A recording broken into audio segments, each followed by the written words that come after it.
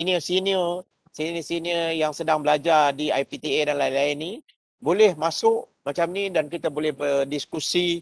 Saya itu juga dapat gambaran ke mana hala tuju.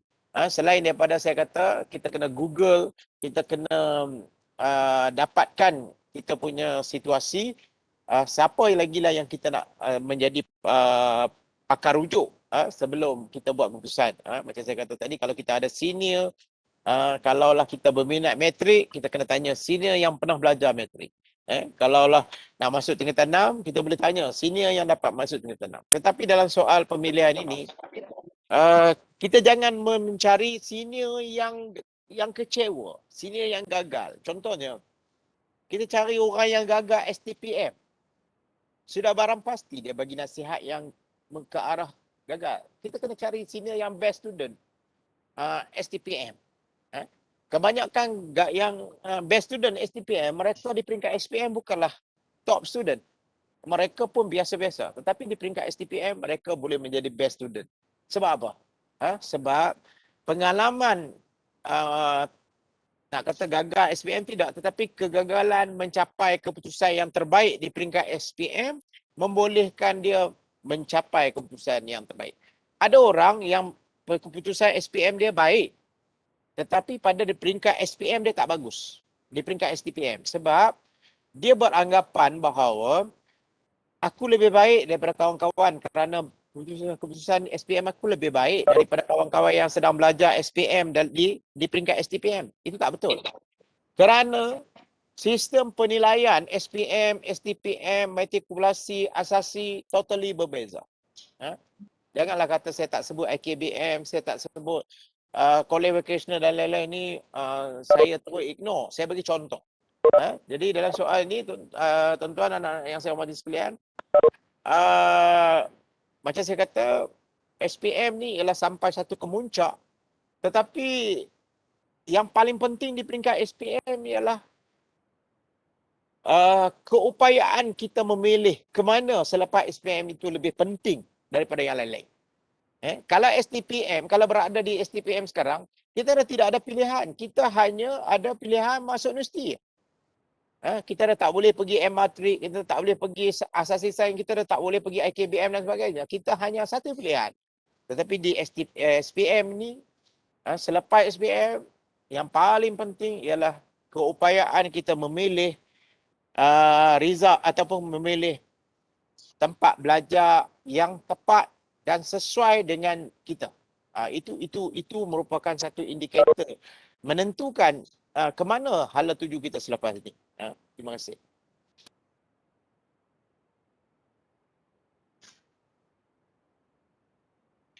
Terima kasih Tuan atas perkongsian. Itu tadi kalau penonton yang masuk Webex ni ada yang nak tanya soalan, sila tulis kat chat ni, nanti saya akan baca.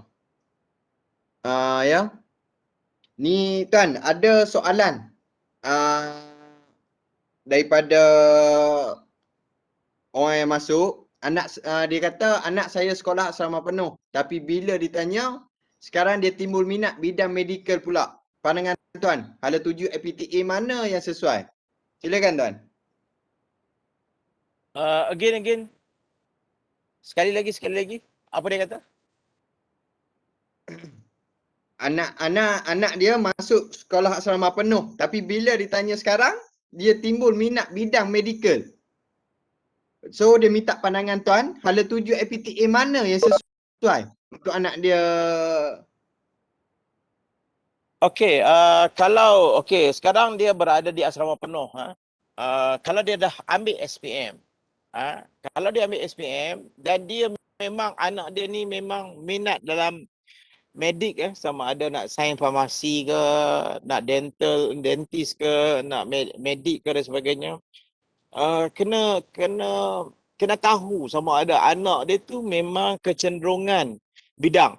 Contohnya anak dia tak power bio, tetapi bapa dia nak anak dia jadi doktor, tapi dia tak power bio. Sesungguhnya anak dia tak boleh bawa. Anak dia tak minat bio, anak dia pandai fizik. Jadi untuk jadi doktor ni dia bidang yang lebih menjurus kepada lebih mirip kepada bio. So kalau anak dia tak minat bio, nasihat saya tak perlu, jangan cari pasal. Jangankan tu. Tetapi kalau memang anak dia memang power dan memang sesuai, banyak IPTA yang tawarkan bidang medik, UKM, USM, saya ingat banyak lagi universiti, UM dan sebagainya. Uh, saya ingat kita universiti ni lebih kurang je di Malaysia ni. Kita punya rating sama sahaja.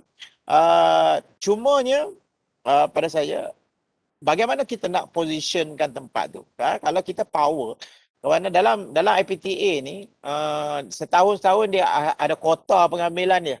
Kalau semua orang nak pergi UKM contohnya, ataupun USM, nak pergi USM, saya kena sebut sikit sebab universiti saya. Jadi kalau kita hanya pilih USM saja, jadi kemungkinan chances tu mungkin tak dapat. Tetapi kalau kita juga memilih USM, UKM, UM dan lain lagi, jadi ada kemungkinan kalaulah kota di USM tu penuh, mungkin dia akan pindah kepada USM dan lain-lain. Jadi kita jangan terlalu fanatik dengan sesuatu IPTA. Yang penting bagaimana kita boleh menempatkan diri kita. Wahal lagi lah, apatah lagi kita punya result bukanlah result yang terbaik. Jadi yang tak capai minima, jadi kita kena sesuaikan. Jadi dalam soal itu, jangan risau mengenai IPTA mana yang nak pilih, tetapi pada saya kerisauan paling penting ialah kalau di Malaysia inilah, yang luar negeri ni saya tak mau komen. Kadang-kadang kita tengok ramai orang juga yang pergi luar negeri, tetapi dalam soal sekarang zaman pandemik ni, kadang-kadang di luar negeri ni glamour je lebih. Tetapi akhirnya kita kena tengok sama ada sijil kita nanti diiktiraf oleh lembaga akreditasi negara tak? Ataupun LAN. Kalau tak diiktiraf, kita belajar sahaja tapi balik tak boleh kerja dengan government. Itu juga kena ambil kira. Jangan kita terpesona dengan anak aku belajar di overseas tetapi balik sijil tak diiktiraf. Jadi di sana. Itu saja. Terima kasih. Okey, terima kasih Tuan. Banyak dah petang ni kita bersoal jawab bersama Tuan kenaan dengan hala tuju pelajar. Saya rasa kita ambil masa dalam 3 minit untuk kita tayangkan satu video UUM. Okey. Terima kasih Tuan. Kita sekejap kita tengok video.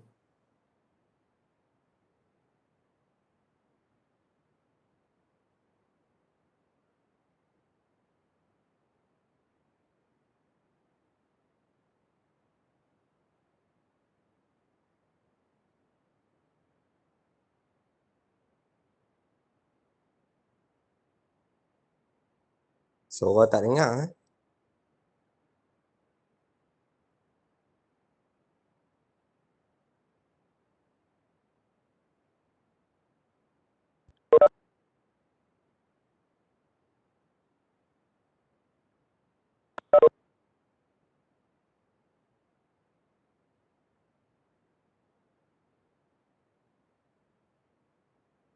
Tak dengar lah video dah. Okey Tuan, saya Nama kerja. Orang program ini berdasarkan. mula semula. Assalamualaikum dan salam sejahtera guys. Saya Amir Iqbal, pelajar PJJ. Korang tahu tak, orang yang bekerja pun boleh sama belajar. So, korang mesti nak tahu kan? Jom, Amir share dengan korang. Untuk pengetahuan korang, Video tak nampak. Ketua program pendidikan secara jauh dengan sebagai pusat pendidikan profesional dan lanjutan yang dibuka kepada orang ramai yang ingin menyambung pengajian separuh masa. Orang mesti kerja. Orang pernah kerja. Program kerja di USM. Ada kongsi dengan korang. Yang pertama, pembelajaran fleksibel. Orang boleh pilih subjek-subjek mengikut semester semasa. Yang kedua, pengalaman kerja. Orang boleh join program ini berdasarkan pengalaman kerja selama 3 tahun. Yang ketiga, kemasukan fleksibel melalui PEN. Pengalaman kerja dan pembelajaran terdahulu untuk kemasukan ke ijazah sarjana muda dan ijazah sarjana. Yang keempat, pemindahan kredit. Pelajar di program diploma boleh memohon pemindahan kredit ke program PJJ. 5. Mempunyai cawangan pusat pengajian seluruh Malaysia. Orang boleh dapatkan nasihat memang menyambung pengajian di pusat yang terdekat. Dan yang keenam, yuran berpatutan. Orang dapat kemudahan pembiayaan pengajian melalui PTBCN, PTBC, GPA dan institusi pembankan. Okey guys, kalau nak tahu kenapa korang pilih PJJ kongsikan korang mana proses pelajaran dan pengajaran di UiTM. Yang pertama, pertemuan secara bulanan.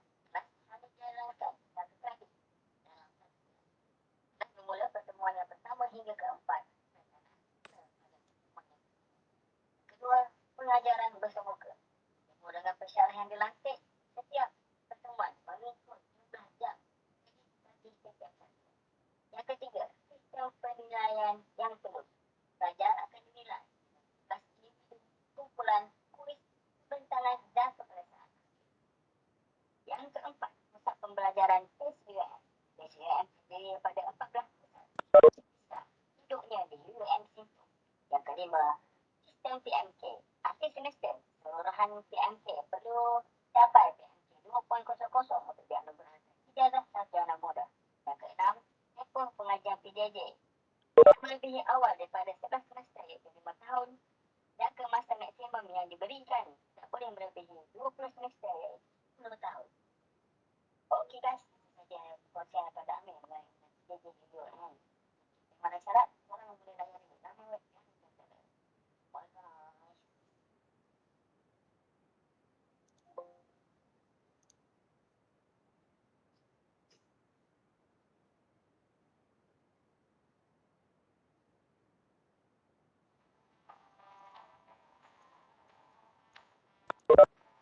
Okey.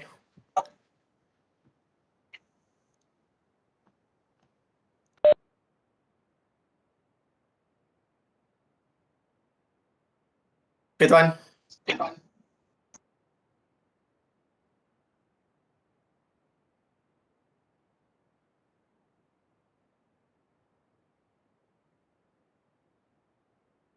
Okey tuan. Tadi kita dah tengok kena dengan tayangan video UiM di hati. Saya nak bawa kita semua pada soalan yang kedua daripada penonton pada petang ini. Okey tuan, dengar? Semua dengar? Dengar. Saya dengar. Okey tuan. Okey, Assalamualaikum. Soalan daripada Nur Zuhaini. Penonton yang mengambil peluang pada hari ini bersama-sama kita. Beliau ada mengukakan satu soalan tuan. Soalannya, saya ingin bertanyakan, apakah pandangan tuan berkenaan bidang TVET bagi pelajar untuk menyambung pengajian selepas SPM? Apakah pandangan tuan? Kelebihan bidang TVET. Soalan ini dikemukakan oleh Nur Zuhaini. Okey, tuan. Itu soalannya. Sepaham saya TVET ni lebih kepada kemahiran, betul? Betul tuan. Betul kan? Okey, dalam dunia hari ini, selain daripada kita melihat kalau dahulu kita hanya awal-awal zaman 70-an, 80-an, kita lebih memfokuskan sekolah aliran biasa. Tetapi akhir-akhir ini, perubahan kemajuan pendidikan di Malaysia ini, kita telah pun memperbanyakkan bidang kemahiran. Sebab itulah wujudnya politeknik, wujudnya universiti khas berkaitan dengan teknologi, seperti mana UTM, seperti mana teknologi Universiti Teknologi Malaysia, UTM, UiTM sendiri diwujudkan.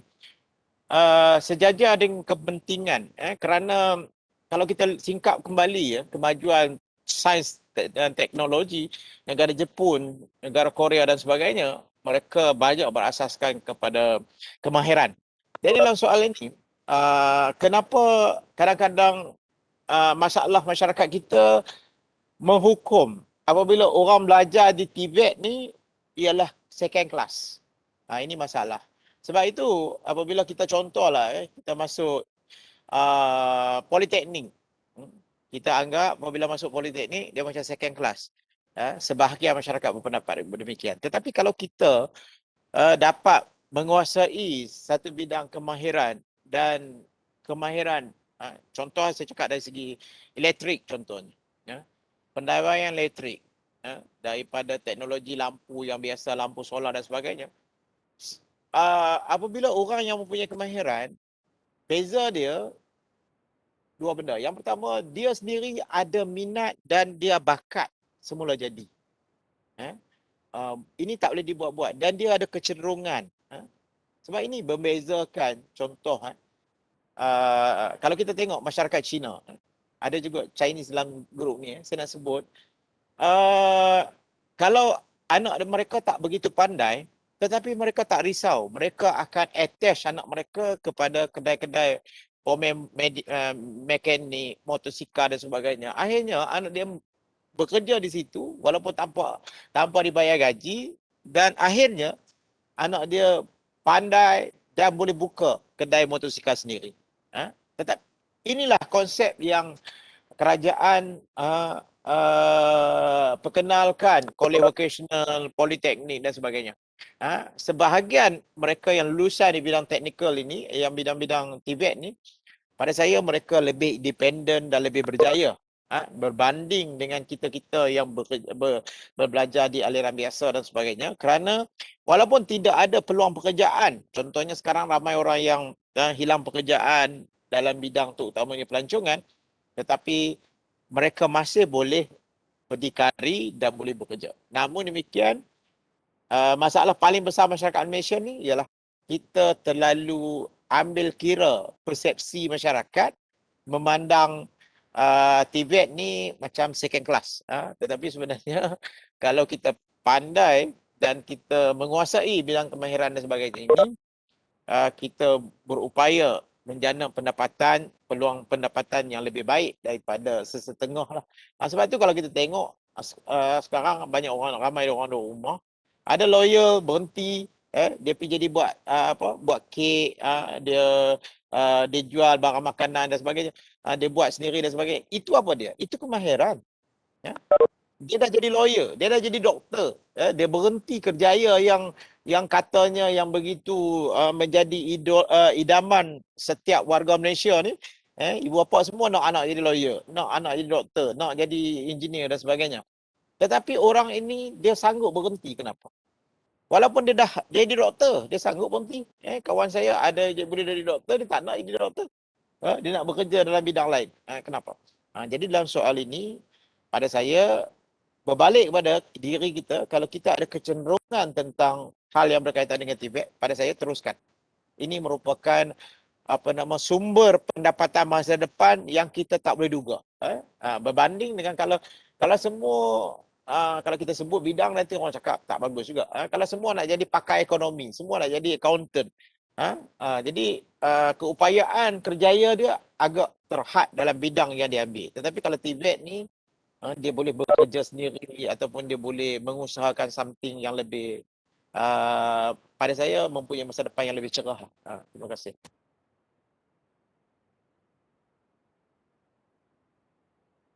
Okey Tuan Aizat. Ada soalan berikutnya.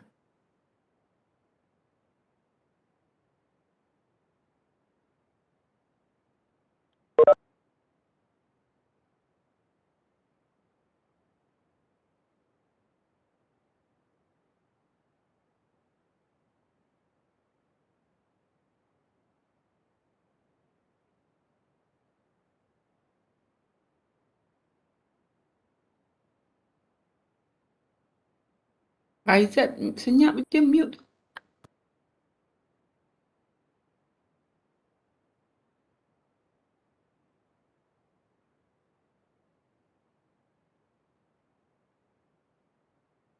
Okey, saya bantu seterusnya, soalan seterusnya. Ini soalan kelima berkaitan dengan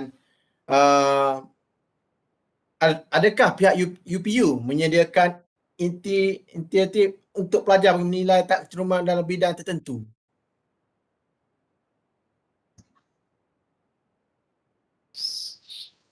Okey, UPU ni unit pusat universiti.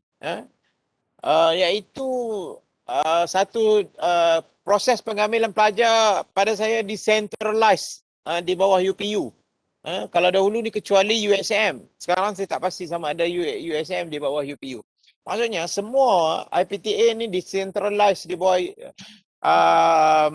UPU, dan UPU lah menentukan seseorang pelajar tu nak ke mana. Lebih kurang 20 IPTA di Malaysia ini.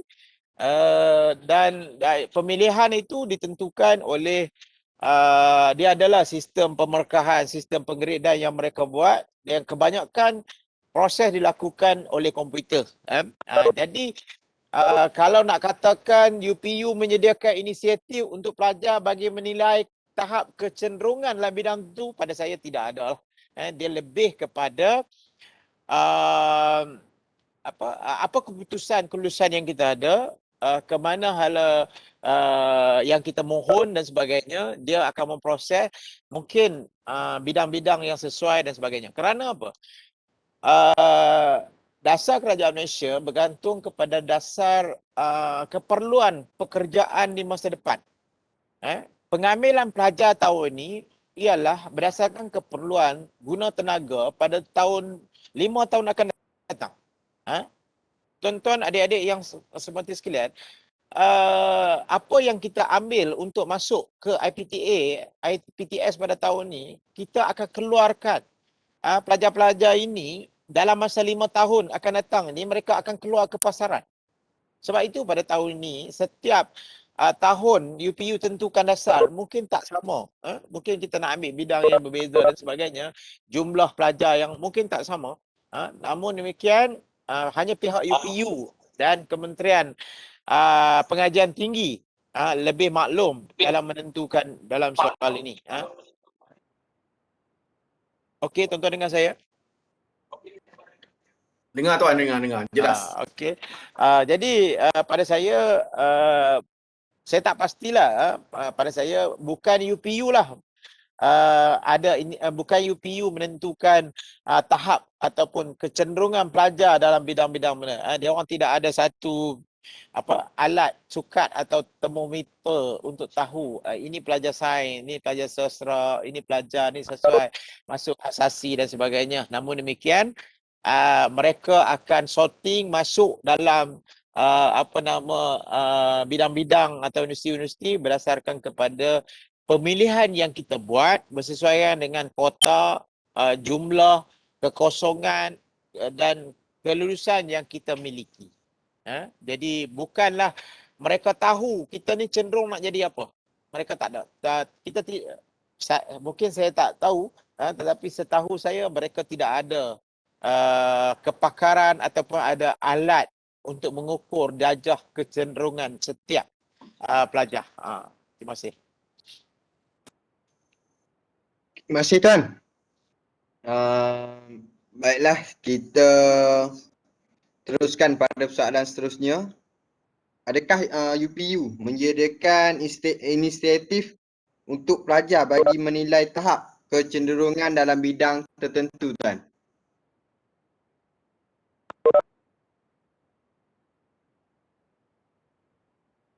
Bukan soalan tadi ke tu?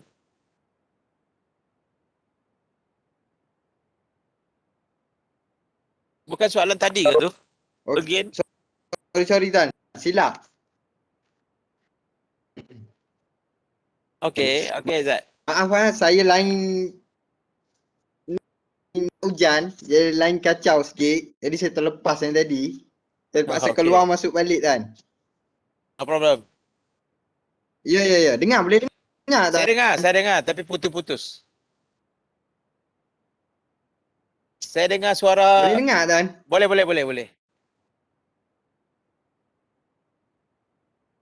Boleh. Saya dengar Aizat. Suara Aizat saya dengar. Boleh dengar Tuan? Boleh. Aizat dengar saya?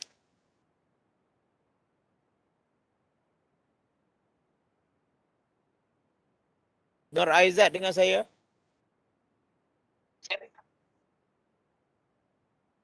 Okey, saya nak tanya soalan Kak Nan, tuan. Ya, ya. Antara minat terhadap sesuatu bidang atau peluang pekerjaan.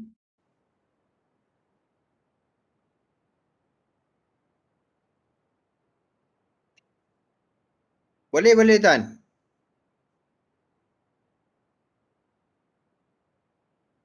Okey, saya tak dengar soalan yang ditanya oleh Aizat. Okey tuan, Tapi, kita ke soalan seterusnya tuan. okey, okey.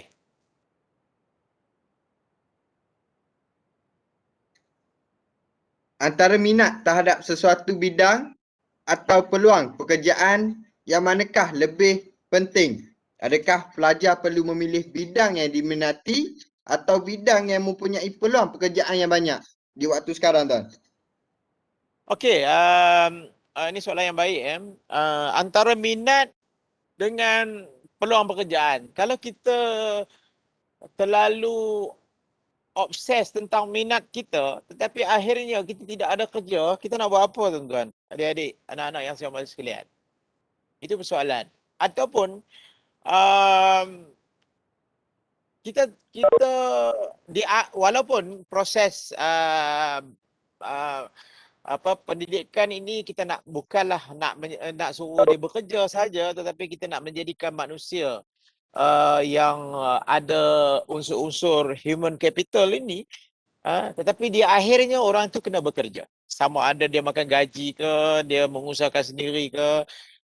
Tetapi dia akan bekerja kerana itu ialah merupakan aset kepada negara. Dia kena bekerja dan dia akan sumbang kepada negara dan dia dapat income tu untuk menyara keluarga. Tetapi dalam soal ini, dalam masa 5 tahun lagi, kita kena tahu apakah bidang pekerjaan yang akan ada market pada 5 tahun akan datang. Ini yang kerajaan sedang buat sekarang ialah menyediakan masa depan. Tetapi yang kerajaan yang berlaku pada tahun 2020 dan 2021 ni tuan-tuan dan puan-puan, apa bidang pekerjaan yang paling sesuai pada ketika itu? Kalau kita perasanlah, semuanya bidang berkaitan dengan online. Sedangkan 5 tahun dulu kita tak boleh jangka benda-benda yang macam ni. Sampaikan di universiti nak ajar macam mana. Kalau belajar Google Meet, dia punya ini limitation dia sekian. Kalau belajar guna Webex ni, berapa dia punya sekian. Dulu kita ada guna Zoom. Zoom jumlah tak ramai dan sebagainya. Jadi pada ketika itu keperluan dia sebagaimana. Jadi dalam soal ini pada saya, kita kena blend, kena selarikan antara minat, kecenderungan. Dalam masa yang sama, kenapa minat ni penting sangat dalam menentukan arah tuju selepas SPM? Kerana dia melahirkan kepuasan kepada kita. Kekhawatiran, ketakutan ibu bapa ni ialah, saya sebagai ibu bapa, kalau kita dorong anak kita buat satu keputusan dan akhirnya anak kata saya ni hanya ambil bidang pengajian ini kerana nak capai cita-cita ibu ayah. Itu saja. Tetapi di akhirnya kalau dia tak berjaya di akhirnya dia akan kata sebenarnya saya tak mau pun belajar bidang medik ini, tetapi dah ayah nak sangat, dah mak nak sangat. Jadi ini antara kekhawatiran sebagai ibu bapa. Sebab itu kita tak nak. Sebagai ibu bapa itu kita tidak mahu kita menjadi final decision tu made by parent. Maksudnya masih lagi kita nak suruh anak-anak yang buat. Jadi kenapa kita kata penting sangat kecenderungan minat ni yang menentukan the next. Sebab apa? Sebab kalau kita berminat, kita tidak ada alasan untuk belajar dan mendapat utusan yang cukup makan saja. Sebab orang Malaysia ni dia cukup suka dengan cukup makan. Sebenarnya kalau kita reverse, sebenarnya tak cukup makan pun. Kalau kita study lah, sebahagian besar lulusan universiti yang tak dapat bekerja di bidang yang seperti mana dia belajar, kenapa? Kalau kita study, sini-sini abang-abang, bahkan pakcik-pakcik kita yang sedang bekerja sekarang ini, dia ada degree tetapi bekerja grade 17. grade 17 ni grade SPM. Ataupun grade 27, grade diploma. Kenapa? Dia akan kata apa? Dia akan kata, oh susah dapat kerja lah, dia orang pakai orang dalam dan sebagainya. Itu alasan-alasan biasa yang kita dengar. Tetapi tuan-tuan adik-adik yang hormati sekalian, sebenarnya kenapa tak dapat bidang yang sepatutnya? Saya nak bagi tahu keputusan dia ialah kebanyakan di bawah 3 pointer. 2.5, 2.7, 2.2 dan sebagainya ini. Dia dapat degree holder. Tetapi untuk bersaing di pasaran pekerjaan, orang dapat 3.0 dan ke bawah ni bersepah. Terlalu ramai. Jadi kalau kita majikan, adakah kita nak ambil orang yang ala-ala? Orang yang keputusan yang biasa-biasa. Sudah barang pasti kita akan ambil orang yang lebih baik.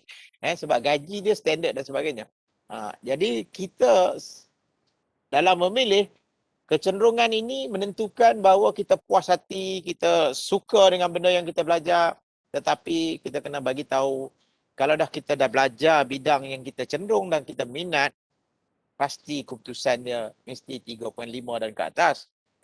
Kalaulah belajar bidang yang kita minat pun dapat 2.5, lebih baik bidang yang kita tak minat tetapi kita boleh skor. Dan akhirnya kita akan bersaing di pasaran pekerjaan untuk membolehkan kita menjawat jawatan yang sesuai dengan kelulusan yang kita dapat 5 tahun daripada sekarang. Terima kasih. Okey, terima kasih Tuan. Kita ada lagi soalan daripada penonton, pada audiens pada petang ini Tuan. Soalan seterusnya saya diterima daripada Azizul bin Hassan Tuan. Soalannya, setuju atau tidak pelajar lepasan SPM memilih bidang yang diperlukan oleh industri sekarang dan akan datang? Okey, kalau disebut bidang yang diperlukan oleh industri, tuan-tuan sebut perkilangan. Mungkin perkilangan lah kan. Pada saya, okey, apa tujuan kita belajar? Setuju atau tidak pelajar lepasan SPM memilih bidang diperlukan? Okey, kalau direct jawapan saya bersetuju. Kerana tujuan matlamat akhir kita belajar, kita nak dapat kerja. Walaupun ada matlamat sampingan yang kita sebut dalam falsafah pendidikan negara, tetapi akhirnya kita nak dapat kerja. Tetapi kalau kita belajar, akhirnya kita tak dapat bekerja, susah juga. Jadi kalau, apa keperluan industri sekarang? Soalnya. Apakah pelajar SPM ni memahami apa itu keperluan industri sekarang? Kadang-kadang kalau kita menghadiri program-program motivasi dan sebagainya, dia akan sebut peluang pekerjaan, keperluan industri kini. Tetapi yang sebahagian kurang sebut ialah apa keperluan industri sekarang? Apakah pasaran yang diperlukan? Kemahiran yang bagaimana yang diperlukan oleh pasaran pekerjaan sekarang? Ini kita kena faham. Maksudnya, kalau ditanya saya lah pada tahun sekarang ini, bahawa keperluan industri sekarang, kalau kita lihat sekarang ini, nak pergi sekolah pun tak boleh. Nak pergi kalau tahun 20 dengan 21 ini, ialah kita banyak bergantung kepada online. Tetapi pada 5 tahun akan datang, adakah kita masih lagi dunia berada dalam masalah pandemik yang kita ada pada hari ini? Untungnya, anak-anak sekalian, tuan-tuan dan puan ini berada dalam situasi 2021 tahun pandemik ini yang tak pernah diduga oleh seluruh umat manusia selama ini. Semua orang tak boleh duga benda yang berlaku. Sebab itulah kita memerlukan setahun lebih untuk mendapatkan vaksin. Sebab apa? Sebab orang tak duga. Sebab orang yang US tak duga, China tak duga, UK tak duga, negara-negara kuasa dunia ni, kuasa besar ekonomi dunia ni tak menduga benda-benda yang berlaku. Jadi kalau dia berduga 5 tahun dahulu, dia duga pada tahun 2020 akan berlaku begini,